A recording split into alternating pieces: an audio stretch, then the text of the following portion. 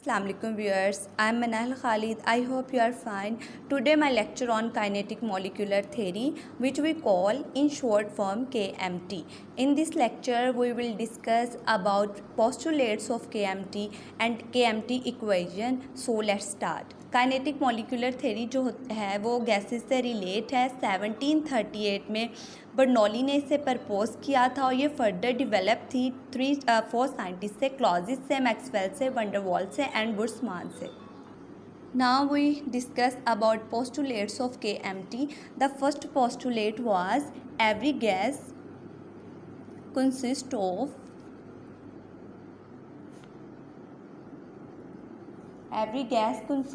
very large number of teeny particles,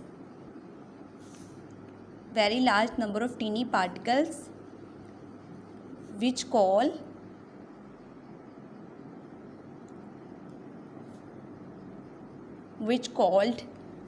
atoms or molecules.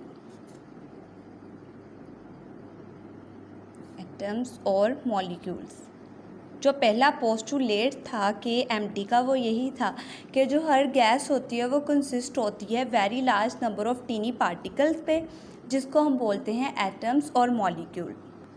And the next one is every gas consist of same atom और molecule.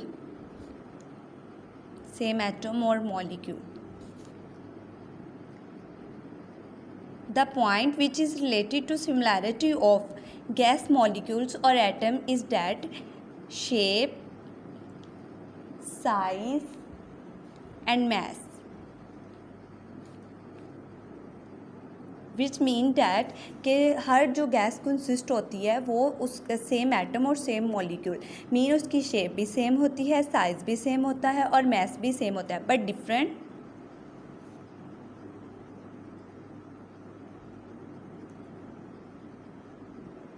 from atoms or molecules of other gas. इसका मतलब ये हुआ कि हमारे पास अगर एक gas है तो उसमें सेम एटम होंगे, सेम मॉलिक्यूल्स होंगे, मीन उनका साइज़ भी सेम होगा, शेप भी सेम होगी, मैस भी सेम होगा. और जो डिफरेंस ये है कि एक गैस दूसरी गैस से डिफरेंट होती है, उसके एटम्स और मॉलिक्यूल दूसरी गैस के एटम और मॉलिक्यूल से टोटली डिफरेंट होंगे. तो KMT का सेकंड पोस्टुलेट ये था. And the next one is the total volume of gas molecule mean एक single gas molecule is negligible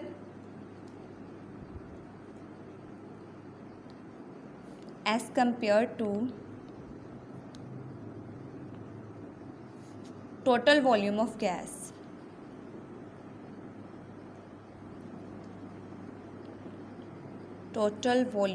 gas. This is due to small size of gas molecule.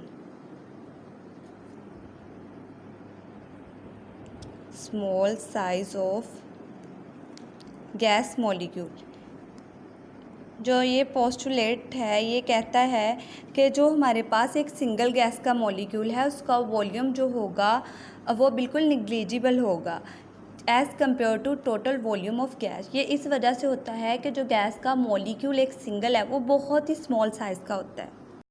And the fourth one postulate of KMT is related to pressure, which call that the pressure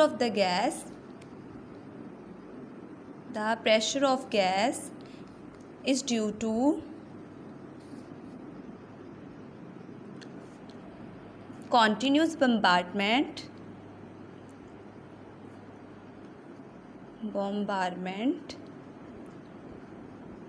of gas molecule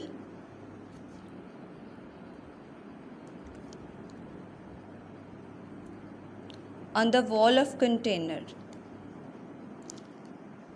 जो fourth postulate है वो ये कहता है कि जो pressure create होता है हमारे पास वो जो गैस के मॉलिक्यूल की बम्बार्डमेंट होती है कंटेनर की वॉल से, जो कि प्रेशर क्रिएट करती हैं कंटेनर की वॉल पे।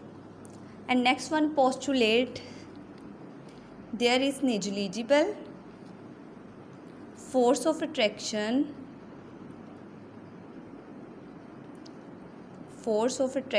and repulsion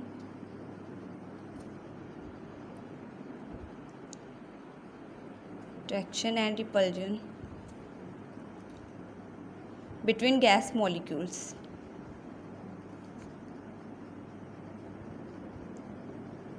Which mean that कि जो हमारे पास गैस के मॉलिक्यूल्स होते हैं उनमें रिपल्जन और जो अट्रैक्शन होती है वो निग्लिजिबल होती है, मीन ना होने के बराबर होती है। ये इस वजह से होता है कि जो गैस का मॉलिक्यूल है उसका साइज़ बहुत ज़्यादा स्मॉल होता है। तो due to small size there is no attraction और no repulsion between gas molecule. And the next one postulate is most important.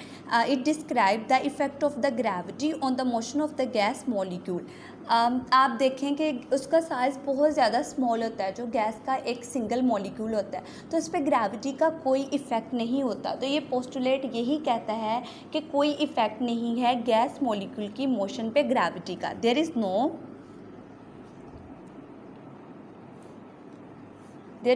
Effect of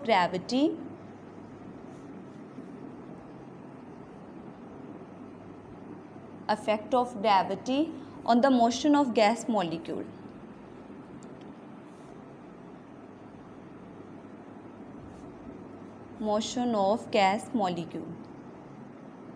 ये आप लोगों ने ध्यान रखना है। अगर कोई भी ऐसा MCQs आ जाता है, आपसे पूछा जाता है कि ग्रेविटी का इफ़ेक्ट क्यों नहीं होता या फिर ग्रेविटी का इफ़ेक्ट होता है गैस मॉलिक्यूल के मोशन पे या नहीं, तो आपने ये बात याद रखनी है कि ग्रेविटी का कोई इफ़ेक्ट नहीं होता गैस मॉलिक्यूल की मोशन पे। क्यों नहीं होता? क्योंकि उसका साइज़ बहुत ज़्यादा स्मॉल होता है गैस मॉलिक्यूल का, तो उसमें ना एक तो अट्रैक्शन और रिपल्जन भी नहीं होती और उसके अलावा उसमें जो ग्रेविटी है उसका इफ़ेक्ट भी नहीं होता। और जो वॉल्यूम है वो तो गैस मॉलिक्यूल का ऑलमोस्ट निग्लिजिबल ही होता है as compare to the total volume of the gas. And the last one postulate of KMT state that kinetic energy of gas molecule. आप सबको पता है कि काइनेटिक एनर्जी मोशन की वजह से होती है और पोटेंशियल एनर्जी जो होती है उसकी पोजीशन की वजह से होती है। तो ये पोस्टुलेट स्टेट करता है कि kinetic energy of gas molecule is due to collision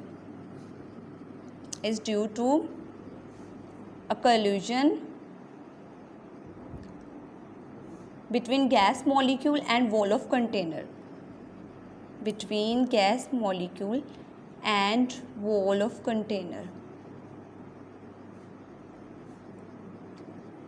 यानी जो काइनेटिक एनर्जी होती है गैस की, जो कि उसको मूव कराने में हेल्प करती है, वो कोलिजन ही होती है जो कि गैस मॉलिक्यूल और वॉल ऑफ कंटेनर के दरमियान होती है।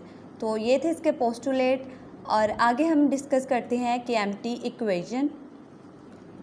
KMT में यानी इसकी इक्वेशन में हमने सबसे पहले कोई भी क्यूब ले लेना है, कोई जनरल सा।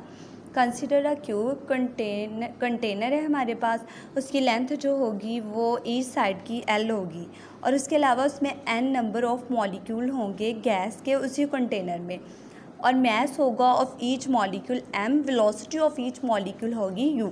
आप देख सकते हैं ये क्यूब मैंने ड्रॉ कर लिया है। तो यहाँ पे हमने एक कोई सिंपल सा क्यूब ले लिया है, उसके तीनों एक्सिस, ये y एक्सिस है, ये x एक्सिस है और ये हमारे पास है z एक्सिस। अब आप लोगों ने इसके फेस देखने हैं कितने हैं। ये b हो गया हमारे पास फेस, ये b स्लैश हो गया, ये c यानी उसका फर्स्ट वाला, ठीक है, और ये जो c स्लैश है ये इसका बैक वाला वो हो गया पोर्शन, और ये a स्लैश और ये a सिंगल। तो ये हमारे पास हो गए 6 फेस हैं इस कंटेनर के 6 फेस हैं, और ईच फेस की जो लेंथ है वो हमारे पास L है, और इस कंटेनर में जो गैस है उसके n नंबर ऑफ मॉलिक्यूल हैं। अब क्या होगा, जो वेलोसिटी थी ईच मॉलिक्यूल की वो रिजॉल्व होगी अपने कंपोनेंट में u में, v में, w में, along x y z axis. Mean इस y के एक्सिस भी वो रिजॉल्व होगी, इस x एक्सिस के भी और z एक्सिस पे भी। तो यहाँ पे हम सी स्क्वायर से ये सारी जितना गैस मॉलिक्यूल है उसकी हम वेलोसिटी को, गैस है उसकी वेलोसिटी को सी के साथ कर रहे हैं डिनोमिनेट, और उसके अलावा इस जो मैंने अभी आप लोगों को बताया है कि वो रिजॉल्व होगी अपने कॉम्पोनेंट्स में, तो उसको यू स्क्वायर, वी स्क्वायर और डब्ल्यू स्क्वायर में हम लिख लेते हैं। और यहाँ पे हम डिस्कस कर लेते हैं कि कोई भी एक मॉलिक्यूल है क्यूब में, सही है, वो मूव कर लेता है अलोंग एक्स एक्सिस, मीन कि वो अलोंग एक्स एक्सिस उसने मूव किया with the velocity of you velocity के साथ, और उसका मोमेंटम हो गया एम यू। आपको सबको पता है कि मोमेंटम हमारे पास होता है मास के और वेलोसिटी के इक्वल, तो यहाँ पे उसका मोमेंटम जो होगा वो एम यू के बराबर होगा, और जब वो अलोंग एक्स एक्सिस मूव करेगा तो वो रिबाउंड्स हो जाएगा उसी वेलोसिटी के साथ और उसी मोमेंटम के साथ। बट डिफरेंस जो होगा उसमें ये होगा कि जब वो वापस रिबाउंड्स होगा तो उसमें नेगेटिव साइन आ जाएगा, मोमेंटम के साथ भी और वेलोसिटी के साथ भी। अब जैसा कि आप लोगों को बताया था कि एक मॉलिक्यूल एक्स डायरेक्शन में मूव करता है एक्स एक्सिस में, तो वहाँ पे उसके मोमेंटम में चेंज होता है, एक मोमेंटम जिसके साथ वो गया था, यानी मॉलिक्यूल हमारे पास एम यू पॉजिटिव में जब वो एक्स एक्सिस के लॉन्ग मूव करता है, जब वो रिबाउंड्स होता है तो वो नेगेटिव साइन आ जाता है हमारे पास, मीन माइनस एम यू के इक्वल हो जाता है। अब जो चेंज इन मोमेंटम है वो 2mu के बराबर हो गया, और collision, number of collision on face A, तो वो हमारे पास यू, मीन ये इस तरह था ना हमारे पास बॉक्स बना हुआ, यानी क्यूब इस तरह था, अगर वो इस साइड से यहाँ तक मूव करता है, ठीक है, यानी L से L, तो इसी वजह से कौन सी वेलोसिटी के साथ, यू के साथ अगर वो इधर से इधर तक मूव करेगा तो हमारे पास 2L होगा, इसलिए number of collision on face से U डिवाइडेड बाय 2L लिखा है मैंने। तो change in momentum per second for one molecule at face A. अब हम फेस ए की बात कर लेते हैं, तो उसकी काइनेटिक गैस इक्वेशन ये होगी, जो हमारे पास फेस ए पे नंबर ऑफ कोल्यूशंस आई हैं और चेंज इन मोमेंटम आया, ठीक है, तो उसको हमने आपस में मल्टीप्लाई किया, 2 से 2 कैंसिल हो गया, फिर हमारे पास आ गया m u square divided by l. तो लेंथ ऑफ ईच साइड क्या थी फेस ए की, वो L थी, मास ऑफ मॉलिक्यूल क्या था, M था, वेलोसिटी ऑफ मॉलिक्यूल हमारे पास थी U। तो रिजॉल्व कंपोनेंट ऑफ वेलोसिटी जैसे कि मैंने आपको पहले ही बताया है वो हमारे पास U square, V square, W square आ जाते हैं। तो उसके अलावा collision frequency for face A, तो collision frequency for face A क्या थी, U डिवाइडेड बाय 2L, जिसको मैंने नंबर ऑफ कोल्यूजन आपको बताया है कि number of collision on face A, तो उसी को वो कोल्यूजन फ्रीक्वेंसी बोल रहे हैं। तो चेंज इन मोमेंटम पर मॉलिक्यूल पर सेकेंड, तो हमारे पास आ गया m u square divided by l, mean के ये वाला। तो जो फोर फेस ए यानी ए स्लैश के लिए भी यही मोमेंटम का चेंज होगा, क्योंकि साइड में तो कोई डिफरेंस नहीं है, जैसा फेस ए है वैसा ही फेस ए स्लैश है, तो इसका चेंज इन मोमेंटम पर मॉलिक्यूल भी सेम होगा। अब हमने देखना है total change in momentum per second per molecule along X axis है, मीन के एक्स एक्सिस में किस तरह हमारे पास चेंज होता है, ठीक है। एक्स एक्सिस में हमारे पास एक फेस ए था और एक स्लैश ए वाला था, तो दोनों को मिला के 2mu स्क्वायर एल हो गया। अब हमने टोटल चेंज ऑफ मोमेंटम देखना है एक्स एक्सिस में भी और वाई एक्सिस में भी और जी एक्सिस में भी, ठीक है।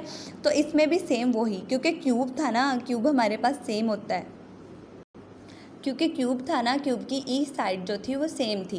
तो यहाँ पे जो हमारे पास जी एक्सिस और वाई एक्सिस आएगा उसका भी सेम ही हो जाएगा, बट डिफरेंस एक होगा कि वो वेलोसिटी वाला, यहाँ पे वी आ जाएगा और यहाँ पे डब्ल्यू स्क्वायर आ जाएगा, यानी along Y axis and along Z axis and along X axis mean same ही होगा change in momentum per second per molecule.